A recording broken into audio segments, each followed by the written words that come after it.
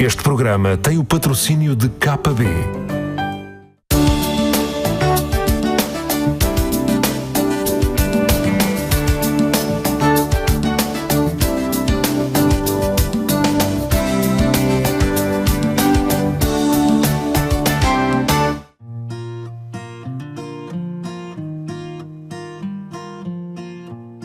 Fernanda Botelho é uma autodidata da botânica e autora de várias obras sobre esta temática.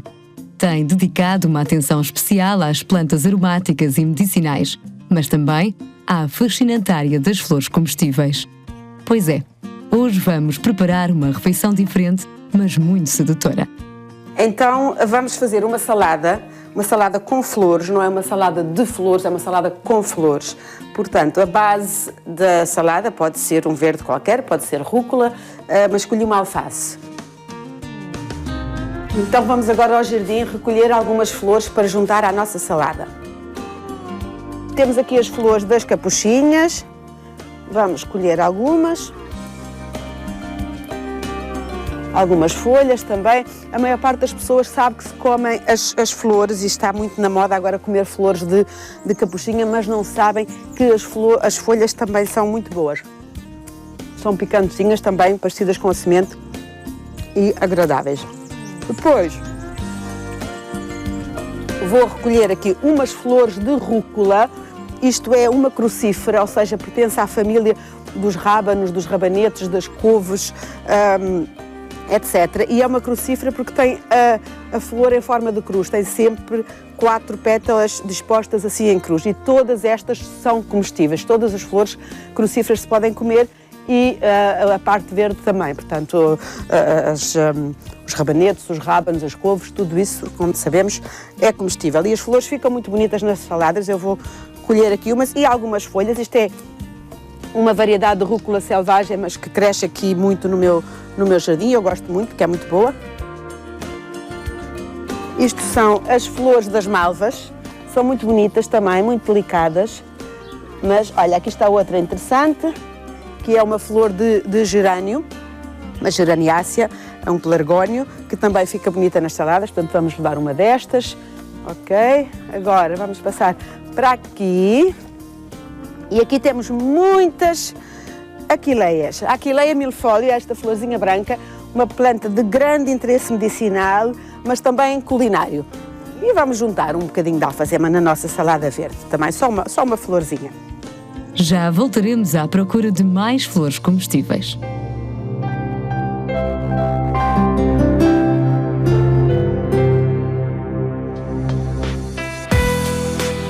A viagem pelos Jardins Históricos de Portugal leva-nos ao magnífico cenário de Sintra, património da humanidade e onde nos deparamos com o maravilhoso Jardim da Condessa. Falamos da Condessa Dédla, segunda esposa do rei Dom Fernando II. Este espaço foi construído desde o início desta relação, no século XIX, até à morte do rei. Depois e após várias vicissitudes, a Condessa acaba por se retirar e o jardim passa para o reino português. Estávamos já no início do século XX. A partir de 1910, o Jardim da Condessa e o Parque da Pena passa para a gestão do Estado e, por sua vez, é gerido através das matas nacionais, sendo que o Palácio da Pena permanece gerido por uma entidade diferente do restante parque.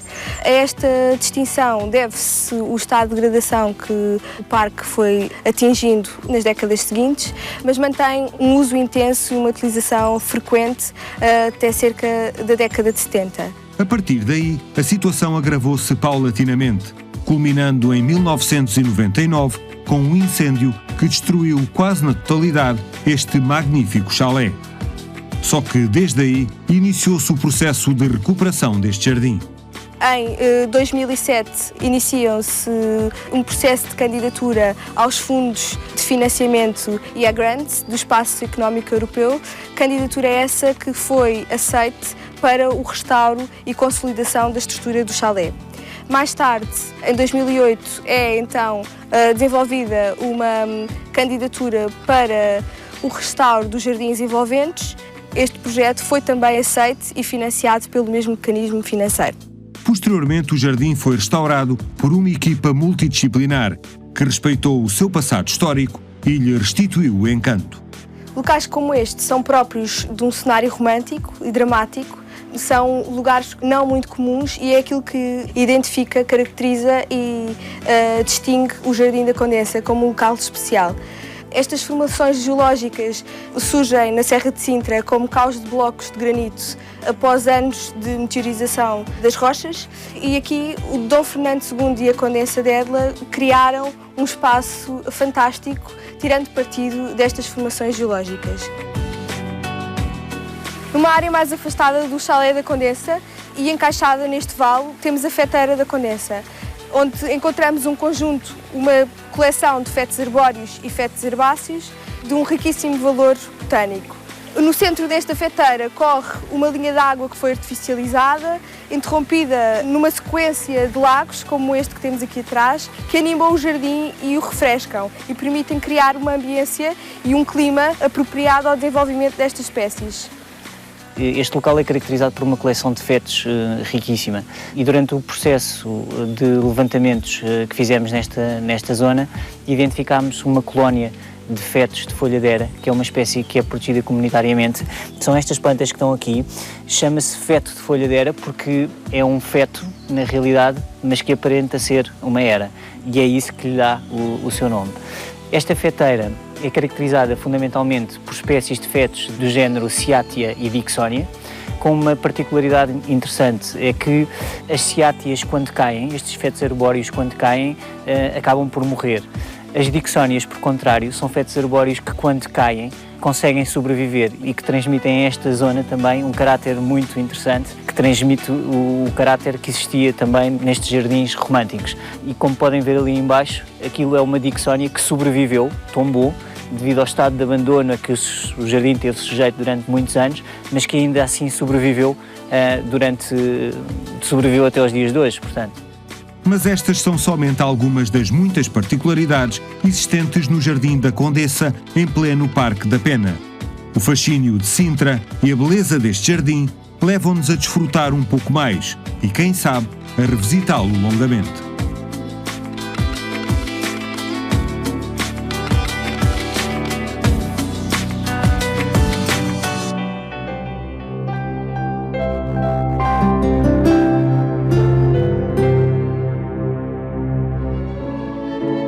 Saber de plantas é também conhecer os seus nomes, científicos e comuns. Alguns surgem associados a estados de espírito. Os impáciens são conhecidos como as alegrias da casa. Outras plantas induzem a sentimentos menos recomendáveis, como as Dieffenbachia Tropic Snow, conhecidas como a flor da inveja. A Elexine sugere uma atitude de distanciamento, por isso chama-se Não Te Metas na Minha Vida, reclamando um compreensível direito à privacidade.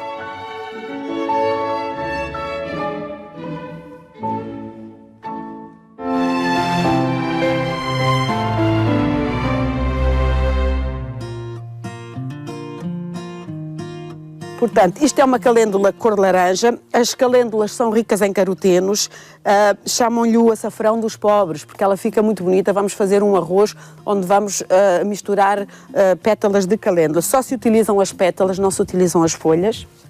Temos aqui umas rosas de Santa Teresinha.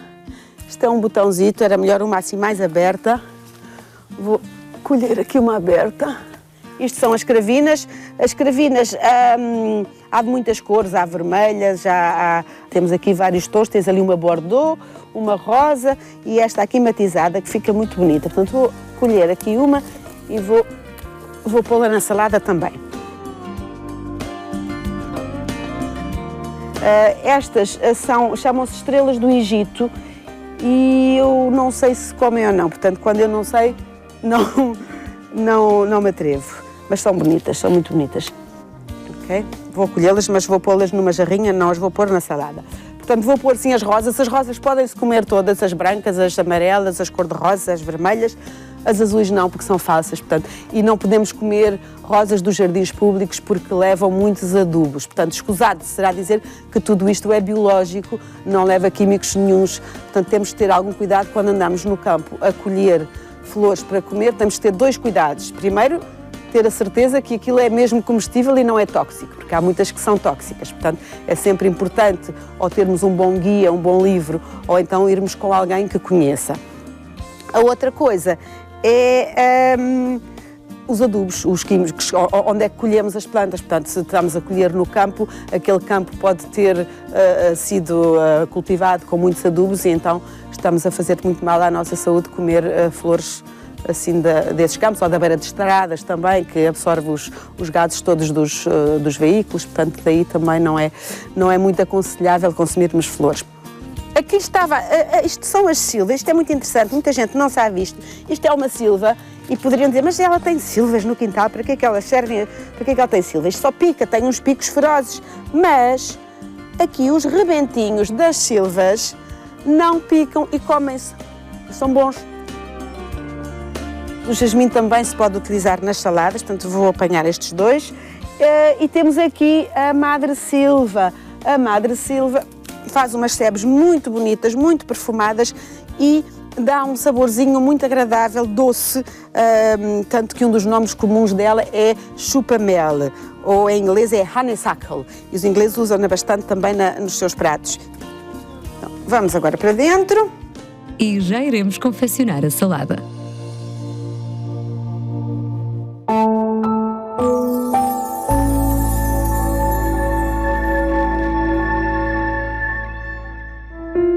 Uma das operações culturais mais vulgares é sem dúvida o reenvasamento. Isto acontece quando o vaso já não tem condições para proporcionar um bom desenvolvimento vegetativo das plantas. Quando a raiz ocupa a quase totalidade do vaso, existem poucas condições para a planta se alimentar e até mesmo a retenção de água é cada vez menor. Nestas situações, muda-se para um outro vaso e junta-se mais substrato.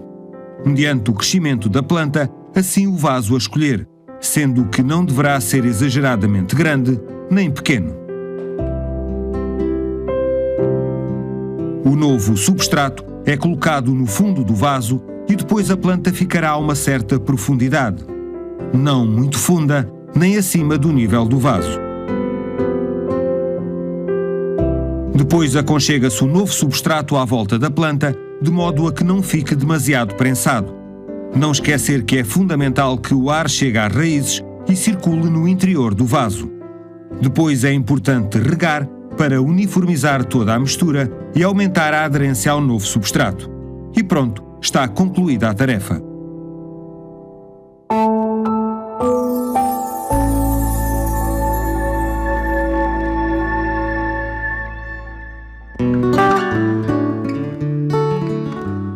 Eu vou fazer uma expressão mais ou menos de um bolo com feijões, chamado feijão torto, que é um feijão que é roliço, portanto não é espalmado.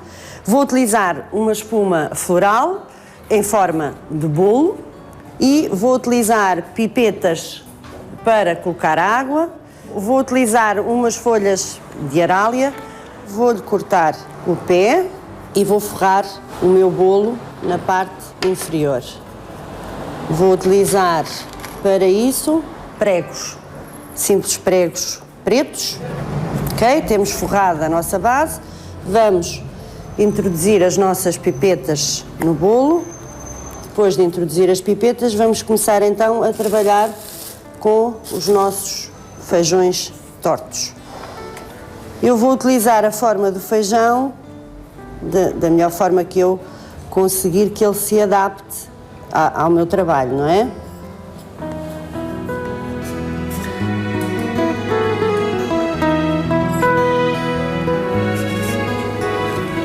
Já estamos cá na parte superior, vamos continuar a colocar os nossos feijõezinhos.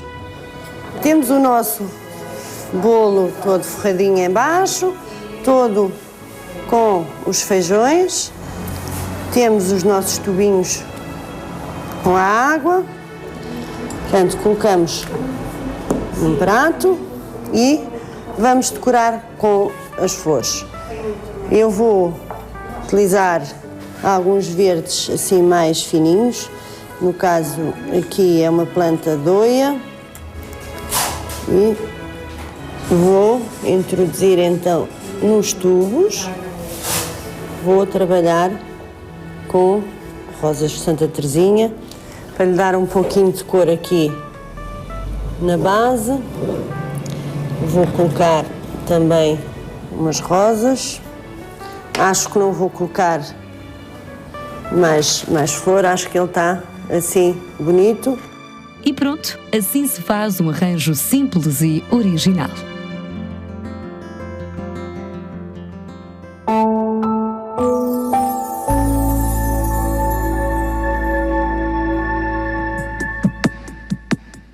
A ideia de que um jardim deverá ser feito unicamente ao nível do solo, nos moldes tradicionais e sem outros artifícios, é um conceito do passado. Nos últimos anos, diversas técnicas têm proporcionado o aparecimento de plantas em locais outrora impensáveis e que revolucionaram noções do passado. É o caso dos jardins verticais, forma invulgar de criar plantas e que já abordámos noutras ocasiões, mas também de outros métodos, como é o caso das coberturas ajardinadas. São realizações arquitetónicas que têm também muito contributo de engenharia e basicamente são possíveis mediante a aplicação de tecnologias de impermeabilização, isolamento e drenagem que tornam possível realmente realizar jardins suspensos em cima das coberturas das nossas casas. Este método tem várias vantagens. Para além de se criarem novas áreas de lazer, os benefícios ambientais e estéticos não podem ser esquecidos. Mas como é que se consegue esta impermeabilização dos edifícios? Os materiais que normalmente são utilizados na improvisação deste tipo de coberturas são estes que eu tenho aqui, as chamadas membranas bituminosas de impermeabilização. São materiais que são fabricados a partir do betume asfáltico, ao qual são introduzidos polímeros para lhe aumentar, digamos, os seus níveis de durabilidade e eficiência e, por outro lado, são também aditivados com um produto que faz com que as raízes não ataquem estes materiais, chamado aditivo anti-raiz. Após a execução da impermeabilização, são aplicados por cima da impermeabilização placas de isolamento térmico e sobre essas placas é aplicada uma placa plástica de drenagem, portanto uma lâmina de drenagem que vai permitir a retenção da água e a sua drenagem também. Por cima dessa placa, dessa lâmina de drenagem, é colocado um tecido geotêxtil e por cima desse tecido geotêxtil faz-se a colocação da terra e, seguidamente, toda a plantação. Outra técnica distinta, mas igualmente curiosa, é a gunitagem. A gunitagem é uma forma de se conseguir criar um coberto vegetal em zonas que são mais agrestes. Normalmente zonas com rochas, onde as sementes só por si não se desenvolvem. Então a gente tem que criar condições através daquela rede para fixar o composto e juntamente com o composto projetamos as sementes que depois se vêm a desenvolver. Nos locais de mais difícil acesso ou mesmo para aumentar a eficácia do trabalho, a plantação é feita por hidrossementeira.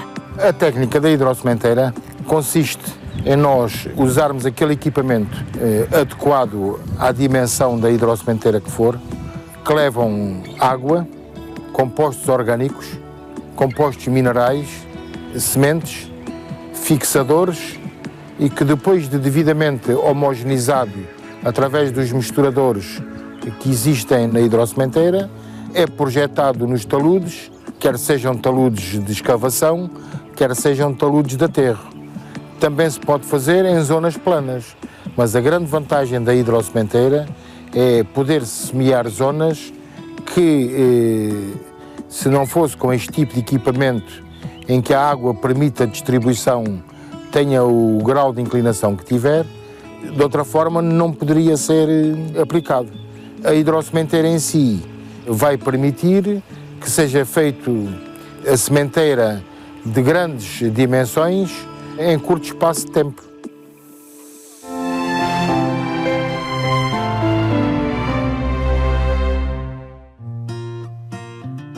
Depois de colhidas as flores, chegou a altura de confeccionar a salada. Vou colocar aqui as flores de jasmim, vou colocar as pétalas das rosas. Ficam mais bonitas desfolhadas assim, estão a ver? Desfolhamos assim as rosas, Colocamos na salada. Depois o gerânio. Vai ficar aqui uma salada muito colorida. As florzinhas da borragem. Estas são muito frágeis, não gostam muito de ser lavadas, porque encolhem-se logo. Mas depois voltam ao tamanho normal. Ok? Então agora vamos juntar ali as folhinhas das violetas, estão aqui. Vamos colocá-las. Vamos colocar mais umas capuchinhas. Aqui. A alfazema, vamos então passá-la por água e desfolhar assim uns bocadinhos de alfazema dentro da nossa salada. As cravinas também. As cravinas ficam bonitas assim, tiram-se a parte florida. E pronto, temos uma bela salada. Agora, eu não a vou temperar.